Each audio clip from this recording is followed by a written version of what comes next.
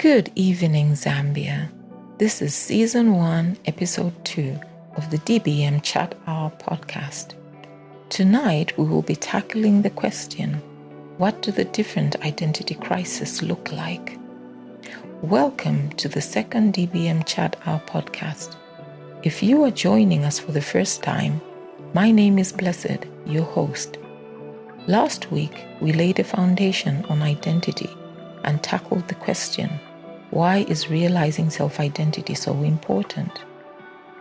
If you missed the first session, simply follow the link to Season 1, Episode 1 to bring yourself up to date and engage in this life-changing conversation. Thank you for all your insightful comments and questions that were posted in the chat box after last week's session. As promised, we will address your questions and use the dialogue to bridge last week's session to this week's session. The first comment we will address is from DBM, who would like us to unpack personality and character in relation to identity. Like I mentioned last week, personality is a pertinent component of identity. Without preempting next week's session, which is a conversation around personality types, I will attempt to begin slowly unpacking personality and character, and we shall use this as a foundation. Personality and character are essential components of both realizing identity as well as defining what identity crisis looks like. It is important to note that behavior, character, and personality all play a significant role in identity, and all these three are interlinked. Character and behavior are both exhibited as part of an individual's personality. Firstly, a definition of behavior, character, and personality will be helpful before we unpack these terminologies and are able to comfortably identify with each one. The psychology definition of behavior is, open quote, the activity of an organism, in this case a human being, interacting with its environment, close quote. The definition of personality, according to Holzman, is, open quote, personality is a characteristic way of thinking, feeling, and behaving. Personality embraces moods, attitudes, and opinions, and is most clearly expressed in interactions with other people. It includes behavioral characteristics, both inherent and acquired, that distinguish one person from another, and that can be observed in people's relations to the environment and to the social group. Close quote. I particularly prefer referring to Holzman's definition of personality because of how he explicitly brings out the common aspect of social interaction, which is a common denominator of behavior, character, and personality. Hippocrates suggests that there are fundamentally 4 personality types.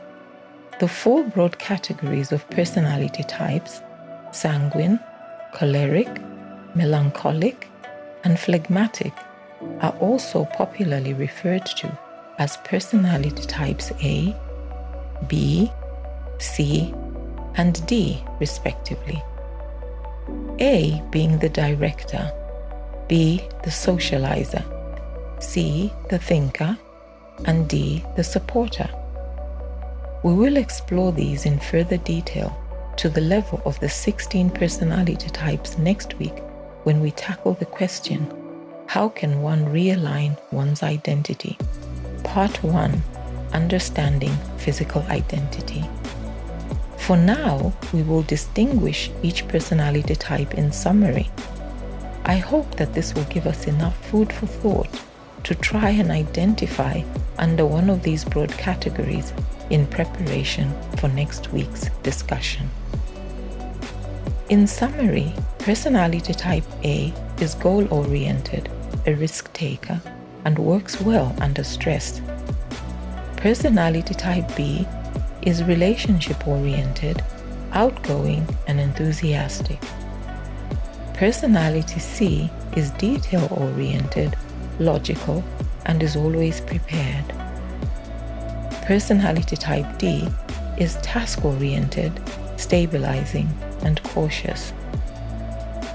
It is often when these behaviors of personality become extreme on either the negative or the positive spectrum, become obsessive or compulsive, does this progress into personality disorder, which may in turn trigger identity crisis. The psychology definition of character, according to the American Psychology Association, APA, is the totality of an individual's attributes and personality traits, particularly their characteristic moral, social, and religious attitudes. Character is also often used synonymously with personality. During next week's session, we will focus more on personality and how personality disorder can influence identity crisis. Our next comment and question was from Priscilla Banda, who asked in relation to personal branding. Priscilla says, "Indeed, we are not a product, or are we? As human beings created by God in His image, we are definitely a product of God. However, in the context of commercial products, we are definitely not a commodity product that is qualified by its level of brand equity, logo design, market perception, or market trend analysis. All these benchmarks that are used commercially for commodity products cannot and do not qualify to be used to assess a human being whose differentiating factor is that a human being is a living soul and not merely a commodity. This, however, is the competitive standard of the world that it has set to determine who is the most popular celebrity or social icon. In that perspective, a human being should not be referred to as a product which is created by human hands, while man was created by God Himself. This comparison of a human being to a commodity is one of the major causes of today's identity crisis. When man does not measure up to the set worldly standards, this becomes a bone of contention, triggering sentiments of self-condemnation for not meeting these worldly standards.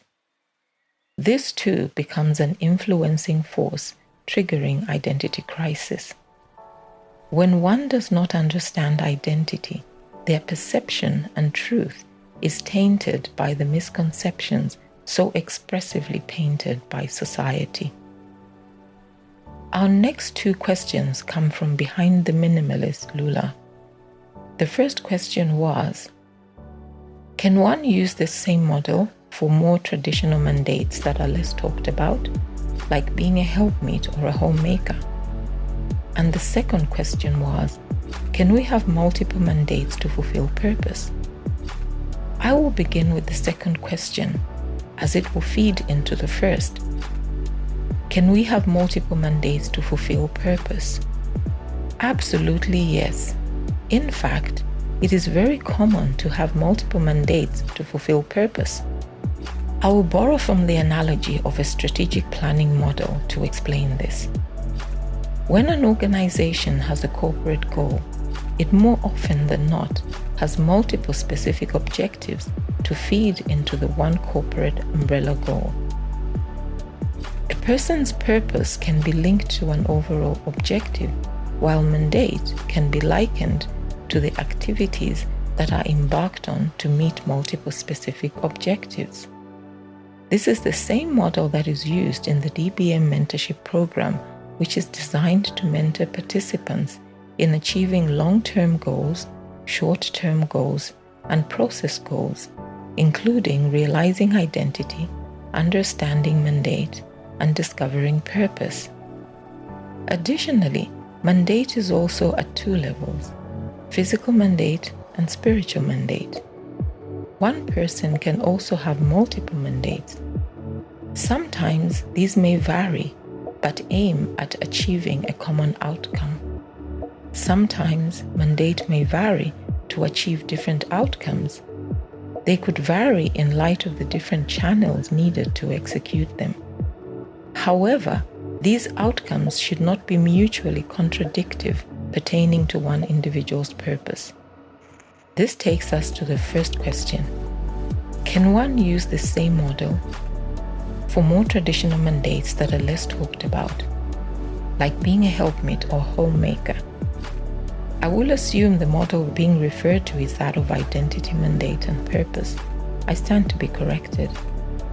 The mandate to be a helpmate is actually a very significant mandate, despite it being considered unconventional, as you have described it as traditional. It is rather unfortunate that the world today has done away with the fundamental approaches to life, such as homemaking, and prioritized professional career over this. As a woman's primary mandate is that of a life-giving spirit, she must first relate this primary identity. She must first relate to this primary identity before prioritizing an identity that has nothing to do with giving life. This is not to say that a woman should not have a career. Absolutely, a woman should have a career, more so if this career is not in conflict, but supportive of her responsibility as a life-giving spirit. Rather, a woman's secondary identity must be in line with her primary life-giving spirit identity. In carrying out this primary mandate of homemaking, which emanates from the primary identity of a life-giving spirit, a woman can first realize and appreciate this life-giving spirit identity. Understanding the related mandate of homemaking, but pertinently also, she must understand the secondary mandate over and above the primary mandate of function, which, for lack of a better term, could be considered a default setting for a woman. Over and beyond homemaking, a woman has the valuable function of governance in the marriage and in the home.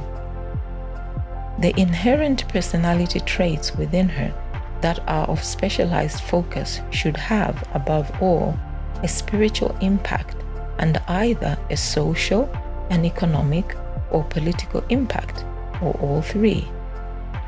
This is for her to be able to be a good helpmeet to her husband in order to help him fulfill these four God-given mandates, which are spiritual, social, economic, and political. This can all become an identity crisis if a woman is unsure about her identity position being primarily that of a life-giving spirit. Our final series of questions was from Tewoho. She asks, is it possible to derail one's purpose? Where can one begin the journey of discovering one's purpose? Is it possible to know one's purpose and/or mandate outside a relationship with God? Like I briefly responded in the chat, I will start with the shortest to the longest response. The first question is it possible to derail one's purpose?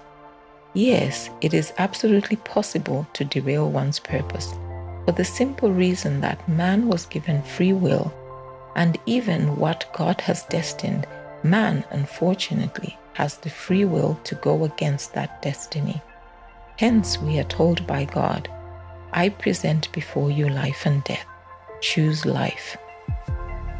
The second question, where can one begin the journey of discovering one's purpose? Discovering purpose is a journey that can take even up to a lifetime. However, the best place to start is a place of consciously deciding to find purpose.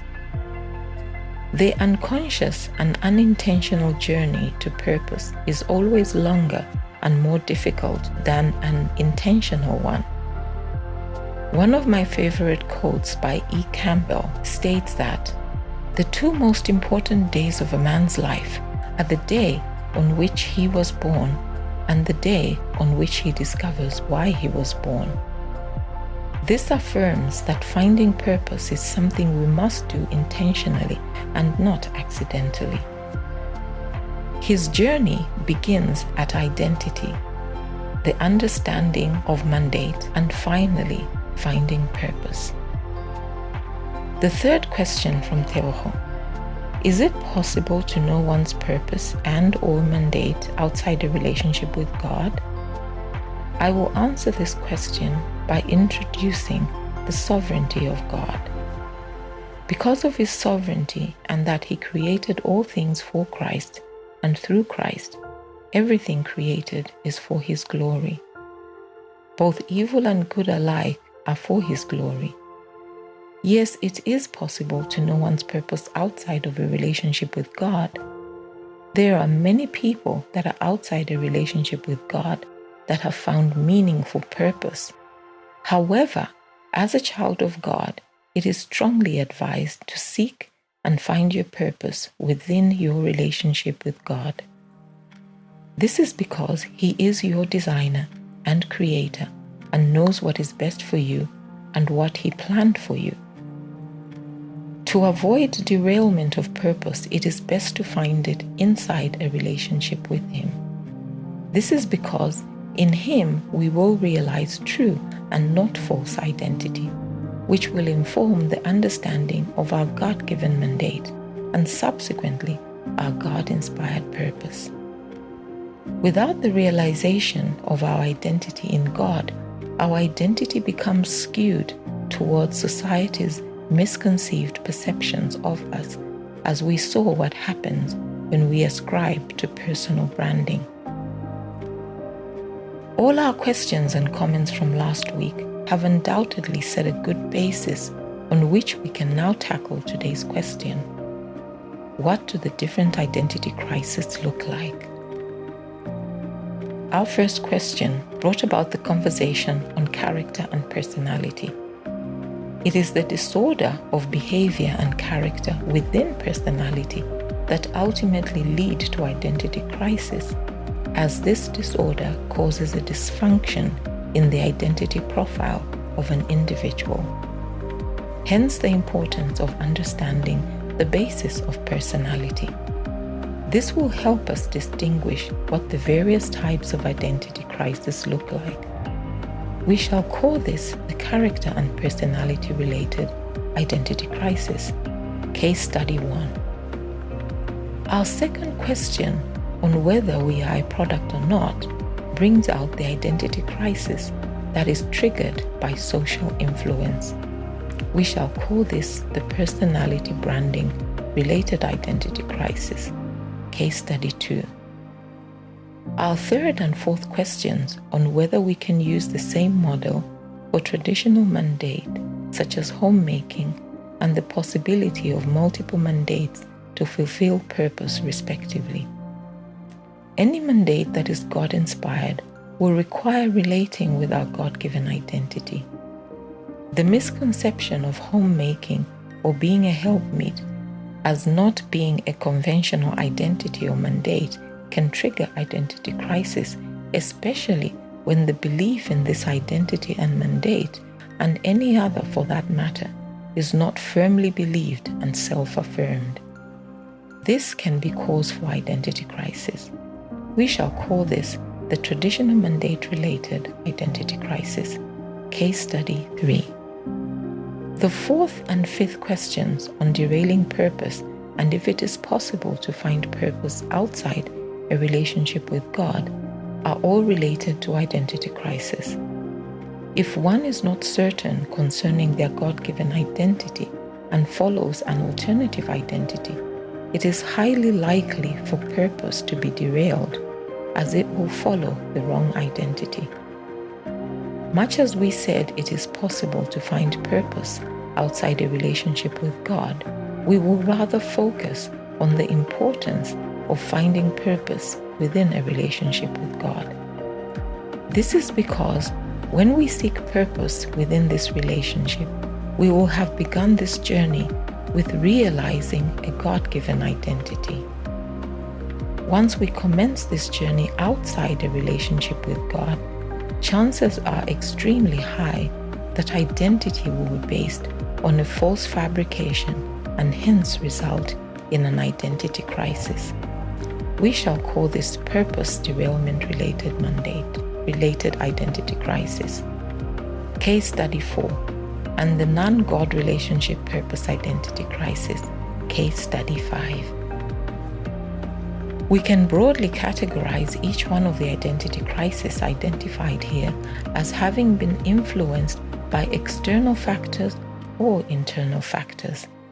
This means that the particular crisis is a reaction to an external or internal stimulus. We shall distinguish the two as follows. Firstly, we shall look at a crisis that can be triggered by an internal factor. This could be a reaction to an internalized emotion, thought, opinion, or perception about self. Interestingly, these internal factors can also originally have been informed by negative external forces such as bullying during childhood, mockery, marginalization, physical, mental, or verbal abuse by other people. Primarily, this external stimulus must first be given permission by the victim to establish an opinion, which in this case is more often than not a negative one in the mind of the subject. Secondly, we shall look at a crisis that can be triggered by an external factor. This could be a reaction to any external form of opinion created about someone that is mostly negative and not aligned with the person's true identity. Like we saw before, this could include all forms of verbal and mental harassment. In this case too, the subject must give express permission for the suggested identity in order for it to have an impact on the subject. You will notice that whether external or internal or a combination, which is one influenced by both internal and external factors, the subject always plays a key role in determining the subsequent self-identity. These are the 2 or 3 broad categories we referred to in last week's introduction of the topic today. Beyond the internal and external influencing factors are the varying subtypes of identity crisis for which there is no hard and fast rule. Some professionals say there are 4 subtypes and others say there are 5. We will look at all 5 subtypes as defined by the Australia Counselling, which include A. Midlife crisis, defined as a crisis of identity at midlife. B. Quarter-life crisis. This is a crisis of identity that often happens in a person's 20s as they begin a career or graduate college. C. Professional identity crisis. This is a crisis occurring when a person is uncertain or unsure of their career. D. Gender dysphoria. This is a crisis when a person begins to question the gender they were born with, and this can also come with the desire to take on and live as another gender. E. Adjustment disorder. This subtype is caused by stress of any form. Let us now go back to our case studies and individually link each one of them to a broad category of identity crisis and see if we can further link each one to an identity crisis subtype. Let us do this exercise together. In the chat box, type for case study 1 dash and then indicate the broad category you think this case study belongs to. Another dash and then indicate the identity crisis subtype you associate it with. Feel free to repeat this for each one of our case studies. Next week, we will revisit your responses and gauge how well we have understood this process that can also be used for identity crisis self-assessment. I will now share what our scores should ideally look like. I say ideally because these scores may vary as these scenarios are relative and qualitative and are not absolute and numeric. Also note that each case study could have multiple subtypes. Case study 1, internal, quarter life, midlife crisis. Case study 2, external, midlife, professional crisis. Case study 3, combination, quarter life, midlife, adjustment. Case study 4, combination, midlife crisis. Case study 5, internal, midlife, adjustment. According to the Ericksonian identity theory, an identity crisis is not a mental health diagnosis or a medical problem. In the theory's understanding, it is a natural stage of development. It does not need treatment if a person resolves the crisis and does not develop identity confusion. However, extreme identity crisis cases can sometimes lead to personality disorder, of which we will look more closely at personality and personality disorders in our next session when we tackle the question, how can one realign one's identity? Part 1, Understanding Physical Identity. However, one might consider seeking medical consultation or a mental health professional's services in extreme cases if they are exhibiting some extreme symptoms, such as the following. The first symptom could be feeling a strong sense of frustration with or confusion about the identity. The second one could be volunteer, could be that one has volunteered seeking mental health support to navigate an identity crisis. The third one could be one feeling deep anxiety or depression. The fourth one, and the last one, could be one feeling negative towards oneself and having self-harm provoking thoughts. These extreme experiences are some of the reasons why managing identity crisis through understanding the different types of identity crisis is important. The ultimate reason is for us to be able to realign personal identity to personal mandate. One commonality we must have picked up from this quest to identity and defining the various types of identity crisis is that each one of them explicitly distorts one's true identity. Without a clear picture of one's true identity, one cannot begin to understand mandate and subsequently one's purpose. Don't forget to subscribe to my channel by pressing subscribe below. Like and share across your other social media platforms if you found this link useful. Remember to post your comments and questions regarding today's discussion below in the chat box to be part of the conversation. Next week, we shall begin the chat hour by answering all your questions or as many of them as possible. Then bridge our conversation like we did today to answering the question, how can one realign one's identity? Part 1, Understanding Physical Identity. Tune in next week, and thanks for listening to this podcast. Don't forget to share, subscribe, like, and follow. DBM is your pleasure and our business.